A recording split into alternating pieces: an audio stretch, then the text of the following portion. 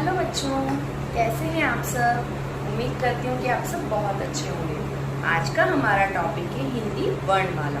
हिंदी वर्णमाला के अंतर्गत हम आज पढ़ने वाले हैं कि वर्ण क्या है, वर्णमाला क्या है, स्वर क्या है, स्वर कितने होते हैं, व्यंजन क्या है, व्यंजन कितने होते हैं। तो चलिए शुरू करते हैं। यहाँ बोर्ड पर मैंने सभी वर्ण लिखे हुए हैं। इन्हें लर्न कैसे करना है पहले हम वो देख लेते हैं। तो शुरू करें। अ से अनार, आ से आम, होते हैं सब मिलकर काम।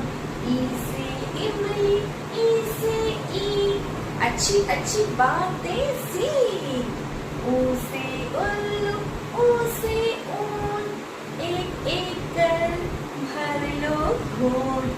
ई से ऋषि, ए से एड़ी, आई से ऐना, भाग रहे दुश्मन के सैनिक। ओ से ओखली, आ से आजाद, फले फूले सारा संसार।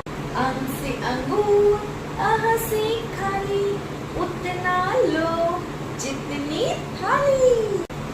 क से कबूतर, ख से खरगोश, ग से गमला, घ से घड़ी, य का स्थान है खाली।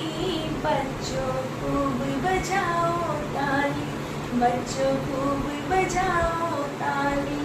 च से चरखा, छ से छाता, ज से जहाज, झ से झंडा, य का स्थान है खाली। बच्चों खूब बजाओ ताली, बच्चों खूब बजाओ ताली। ट से टमाटर, ठ से ठठेरा, ड से डमरू, ढ से ढक्कन, ढ का स्थान है खाली। बच्चों खूब बजाओ ताली।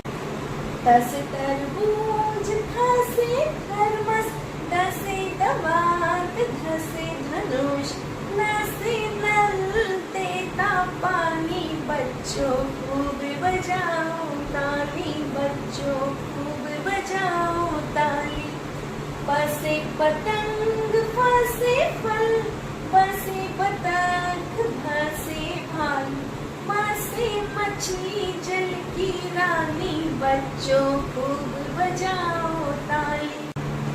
य से यज्ञ, र से घर, ल से लट्टू, ब से बन, श से शलगम, लाली लाली। बच्चों खूब बजाओ ताली, बच्चों खूब बजाओ ताली। श से षटकोण, स से सपेरा, ह से हल, श से शक्ति, त्र से त्रिशूल, ज्ञ से ज्ञानी। बच्चों खूब बजाओ ताली, बच्चों खूब बजाओ ताली। तो इस तरीके से जो है आपको ये पूरी वर्णमाला लर्न करनी है। अब हम जानेंगे वर्ण क्या है, वर्ण किसे कहते हैं। यहाँ बोर्ड पर मैंने अ से लेकर के श तक के सभी वर्ण लिखे हुए हैं, ठीक है। तो वर्ण क्या है?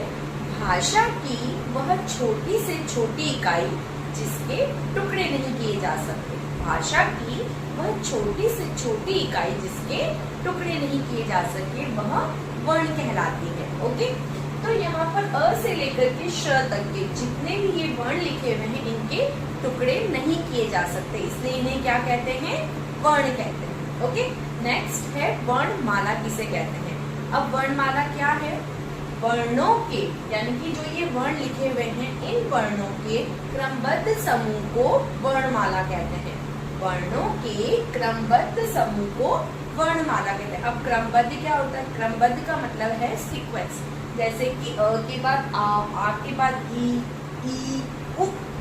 इस सीक्वेंस में जो वर्ण चल रहे हैं, ये नहीं कि अ के बाद मैंने यहाँ पर लिख दिया न, आ के बाद लिख दिया म। नो, सीक्वेंस, एक ही सीक्वेंस में जो चल रहे हैं, तो वर्णों के क्रमबद्ध समूह को वर्णमाला कहते हैं, ठीक है। नेक्स्ट बात आती है कि स्वर किसे कहते हैं। जिन वर्णों के उच्चारण के समय अन्य वर्णों की सहायता नहीं ली जाती, जिन वर्णों के उच्चारण के समय अन्य वर्णों की सहायता नहीं ली जाती उन्हें स्वर कहते हैं। अब स्वर होते कौन से हैं और कितने होते हैं? अ, आ, इ, उ, री, ए, ऐ, ओ, औ। ये जो 11 वर्ण यहाँ मैंने लिखे हैं, इन्हें हम क्या कहते हैं? स्वर कहते हैं। 11 वर्ण जो है उन्हें क्या कहते हैं? हम स्वर कहते हैं। तो स्वर कितने हो गए? 11। ओके, 11। अंग और अह, ये जो 2 वर्ण हैं, इन्हें हम स्वर में काउंट नहीं करते हैं, इन्हें अयोगवाह कहा जाता है। जो ये बिंदी लगी हुई है अ के ऊपर, जो ये बिंदी है, इसे हम कहते हैं अनुस्वार, और अ के बाद में जो 2 ये बिंदी लगी हुई, इसे हम कहते हैं विसर्ग। तो अनुस्वार के जरिए जो शब्द बनते हैं वो है पतंग, कंगा, पंखा इत्यादि। अह से नमः, प्रातः, प्रभातः, इस तरीके के शब्द बनते हैं। अब बात आती है व्यंजन किसे कहते हैं। जिन वर्णों के उच्चारण में हमें स्वर की सहायता लेनी पड़ती है, जिन वर्णों के उच्चारण के लिए हमें स्वरों की सहायता लेनी पड़ती है, उन्हें व्यंजन कहते हैं। अब व्यंजन होते कितने हैं? व्यंजन होते हैं 33। ओके, क से लेकर के ह तक के जितने भी वर्ण हैं, क ख ग घ ङ च छ ज ज य ट ठ ड ढ ण त थ द ध न प फ ब भ म य र ल व श स स ह, यहाँ तक के जितने भी वर्ण हैं, ये क्या कहलाते हैं? व्यंजन कहलाते हैं। और ये कितने होते हैं? 33 होते हैं। अब यहाँ देखिए कि सभी व्यंजन के नीचे मैंने हलंत लगा रखा है। इस हलंत का मतलब होता है कि वो वर्ण जो है आधा है, और आधे वर्ण का उच्चारण हम करते हैं क, ख, ग, इस तरीके से। अगर यहाँ पर हलंत वाला कोई वर्ण है, जैसे कि मान लीजिए क, अब ये क है, इसके नीचे हलंत लगा हुआ है, यहाँ पर हमने स्वर अ जोड़ दिया, तो ये क्या बन जाएगा? पूरा क। क में अ जोड़ दिया तो ये क्या बन जाएगा? क। अब इसका उच्चारण कैसे करेंगे? क। अब ख में अ जोड़ेंगे ख, ग में अ जोड़ेंगे ग। तो इस तरीके से जो है व्यंजनों को पूरा बोलने के लिए हमें किसकी सहायता लेनी पड़ती है? स्वरों की। ठीक है, तो व्यंजन कितने हैं? 33, और स्वर कितने हैं? 11। ओके, संयुक्त व्यंजन श। श इन वर्णों से मिलके बना है क, श, त्र, त, र, य, ज, य, और श, श और र। इन 2 वर्णों से मिलकर के ये वर्ण बने हैं, तो इसलिए इन्हें कहते हैं हम संयुक्त व्यंजन। उम्मीद करती हूँ कि आज का ये वीडियो आपको समझ में आ गया होगा। If you like this video, please subscribe to my channel. Thank you for watching this video. See you soon in the next video. So till then, take care and bye bye.